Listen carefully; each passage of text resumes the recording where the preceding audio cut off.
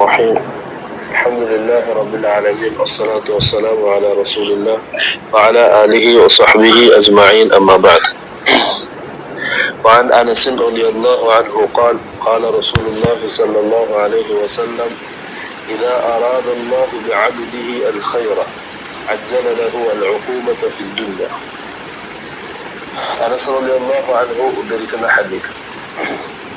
റസൂൽ സല്ലല്ലാഹു അലൈഹി വസല്ലം പറഞ്ഞു: إذا أراد الله بعبده الخير, അല്ലാഹു സുബ്ഹാനഹു വതആല ഒരടിമയിൽ ഖൈർ ഉദ്ദേശിച്ചാൽ അജ്ജല ലഹു അൽ ഉഖൂബത ഫി ദുനിയ, അവൻ ചെയ്ത പാപങ്ങൾക്ക്, തെറ്റുകൾക്ക് ദുനിയാവിൽ തന്നെ അല്ലാഹു സുബ്ഹാനഹു വതആല ശിക്ഷ കൊടുക്കും, എന്നിട്ട് അവനെ ശുദ്ധീകരിക്കും.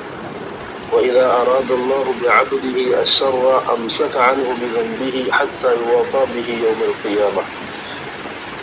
ഒരടിമയിൽ അല്ലാഹു ഷർറാണ് നിശ്ചയിച്ചതെങ്കിൽ ആ അടിമയെ തെറ്റിൽ തന്നെ അല്ലാഹു തുടർത്തിക്കൊണ്ടുപോകും. ദുനിയാവിൽ അല്ലാഹു അവനെ പിടിക്കൂല, ശിക്ഷിക്കൂല.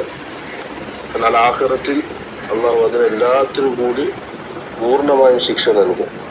وقال النبي صلى الله عليه وسلم, റസൂൽ സല്ലല്ലാഹു അലൈഹി വസല്ലം പറഞ്ഞു: ഇന്ന ഇമമൽ ജസാഇ മഅ ഇമമിൽ ബലാ,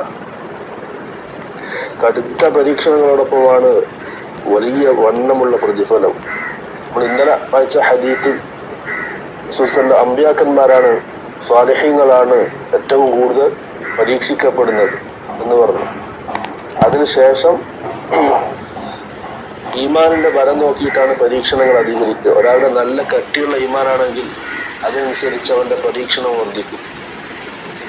അതേപോലെ പരീക്ഷണങ്ങൾ അധികരിക്കുമ്പോൾ അതിനനുസരിച്ച് പ്രതിഫലവും അധികരിക്കും. അല്ലാഹു സുബ്ഹാനഹു വതആല ഒരു സമൂഹത്തെ ഇഷ്ടപ്പെട്ടാൽ അവരെ പരീക്ഷിക്കും.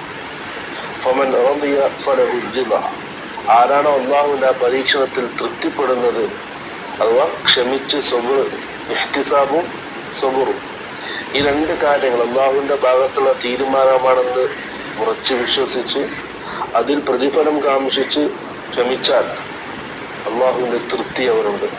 വമൻ സഖിത ഫലഹു അസ്സഖതു, ആരാണോ അല്ലാഹുവിന്റെ തീരുമാനത്തിൽ കോപം കാണിക്കുന്നത്, ദേഷ്യം കാണിക്കുന്നത്, അവൻ അല്ലാഹുവിന്റെ ഭാഗത്തു നിന്നും ദേഷ്യവുമുണ്ട്.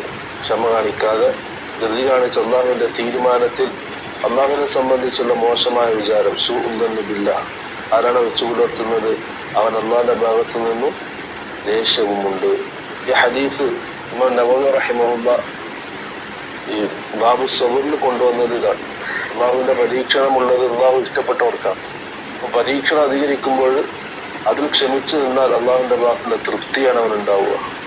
പരീക്ഷണങ്ങൾ വരുമ്പോൾ അല്ലാഹുവിന് ദേഷ്യമുണ്ടാക്കുന്ന, അല്ലാഹുവിനെ പറ്റി പറയാൻ പാടില്ലാത്ത വാക്കുകൾ പറഞ്ഞ് അതിൽ അസഹിഷ്ണുത പുലർത്തുന്നവർ, അവർക്ക് അല്ലാഹുവിന്റെ കോപമുണ്ട്. വാഖിറു ദഅവാനാ അൽഹംദുലില്ലാഹി റബ്ബിൽ ആലമീൻ. അസ്സലാമു അലൈക്കും.